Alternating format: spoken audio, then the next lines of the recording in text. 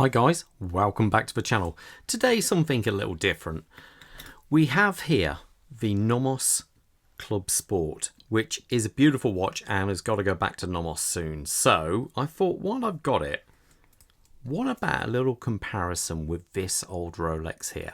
This is a Rolex OP39 Grape Red. Now, I've owned this watch for many years and I just thought they're not too dissimilar in sizes and kind of how their overall look. So let's talk sizes first. This watch here is 39mm by 11mm thick and a lug to lug of 47mm. The bracelet is 20. On the Club Sport, this model anyway, this is a 37mm, so it's 2mm, a fractional smaller than the Rolex.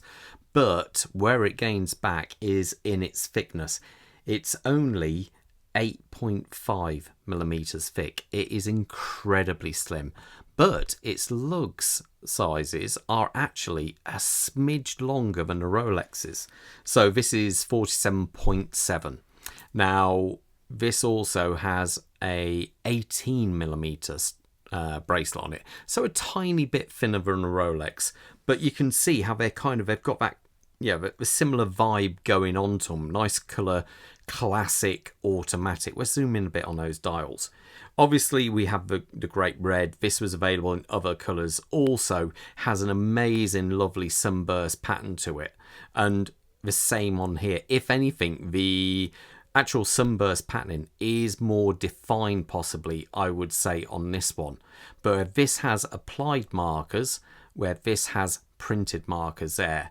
And the actual handset, on this one we have the flat stamped hands for the hour and minute and that beautiful baton second hand there. What I mean by that, it isn't just pressed out of a flat piece of steel, it's actually rounded as well. Where on this one we have the flat hands beautifully polished, it has to be said, and the seconds is taken up with the small sub-dial down there at the 6 o'clock position. Very classy look to both. Now, when it comes to lume, on this all you get is on the hands, the 9, 6 and 3 o'clock position, where this, each of the hour markers is fully loomed, as to are the hands. So it's kind of 50-50 where you want to go there. Lume, there's definitely more on the Nomos. Overall dial design, I think it's really hard to pick. It stands personal choice.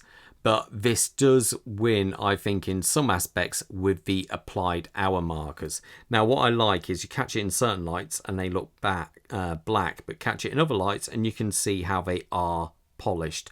But it just depends. So it's kind of 50-50 here, which one you prefer more.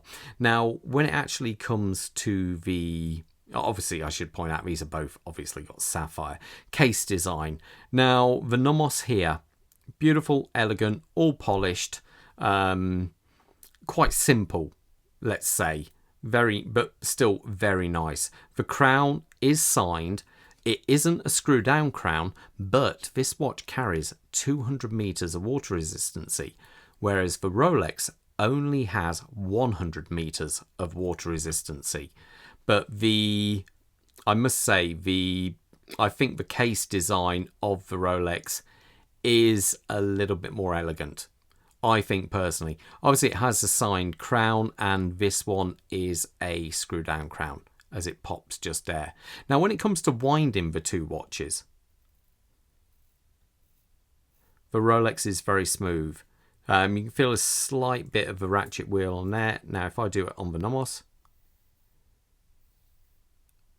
I would say possibly there's a bit more friction to it, but it is incredibly quiet and silent. So again, 50-50. Now, when we actually talk about the movements on these watches, when we come around to the case back here, you can actually see the movement in the back of a Nomos.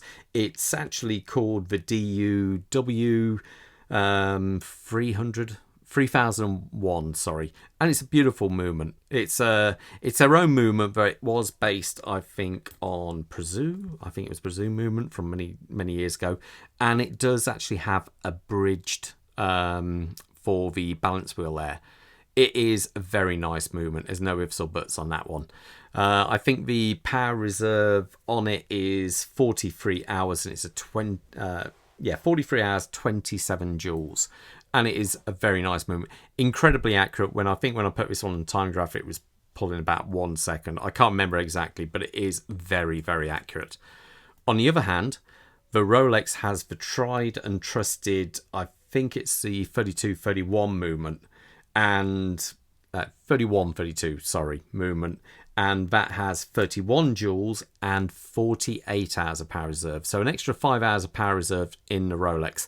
Now, accuracy, they both, as I remember, come out really good on the time grapher. The only thing is, when this was released, Rolex actually guaranteed plus or minus 2 seconds a day for 5 years, which is rather impressive. Has a full bridged, a balance bridge on there, but this has a Breguet overcoil, I believe, on this one. So they're both good. They are both very good movements. Though I do know from experience that these run forever and a day, and they still keep very good time. I dare say the Nomos will probably be the same, but I can't testify to that, so just saying. Now, when it comes to the bracelet on this, 18mm, again, Oyster style. The actual clasp here has got 3 levels of micro adjustment, and it is a twin button release single fold. So it's quite a nice looking strap. It's definitely good. I think it's push pins to come through to adjust the bracelet. So it's a good bracelet, definitely. No qualms there. But the Rolex, to me, this is possibly one of the most perfect bracelets there has ever been. I think the Oyster bracelet from Rolex is just so solid. It feels amazing. This is ever so silky smooth. There's like no jangling at all. If I get this one, you get that little bit in jangling. It's not saying it's a bad bracelet. I think it is a very good bracelet. The difference is, though, this is probably top tier when it comes to the bracelet. All screwed, brushed, finished, really nice. The clasp on this was the entry-level sports watch from Rolex. Hasn't got a fold-over keeper. It just pulls like so. So it is actually a separate part of that, which is quite cool.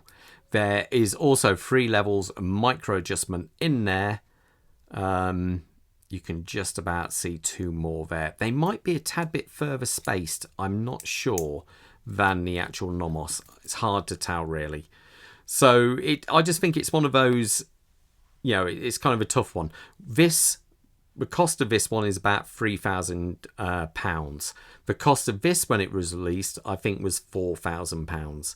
So there was, I should say, £1,000 different. Obviously, these are now more expensive than that, but at the time of release, it did cost that much. So, yeah, I'm intrigued. Which one do you prefer out of the two? I'll be really interested to know this one. Will it be the German Nomos or the Swiss Rolex? Let me know in the comments below. All the best and stay safe out there. Bye.